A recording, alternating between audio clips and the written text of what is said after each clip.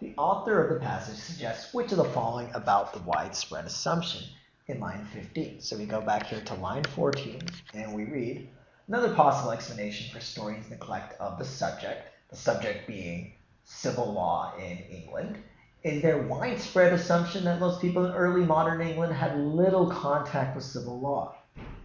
And it goes on to say that's actually not the case. This assumption is incorrect. Why? Because a range of people, professions, had contact with civil law in early modern England. So therefore, we want to home in on an answer choice that says because it is inaccurate. And we find here B, answer choice C. Let's look at B. Because it is inaccurate, the history of civil law in early modern England should enrich the general historical scholarship of that period. And that goes with the general theme of the passage that, wow, we could really learn a lot more about early modern England if we study the civil law. The assumption is, well, it only dealt with certain male elites. Well, that's an incorrect or inaccurate assumption. Therefore, we can now suddenly learn about all different walks of life, all these different people. And so therefore, the answer is B. Why is it not C? It is based on inaccurate data about the property male elite of early modern England.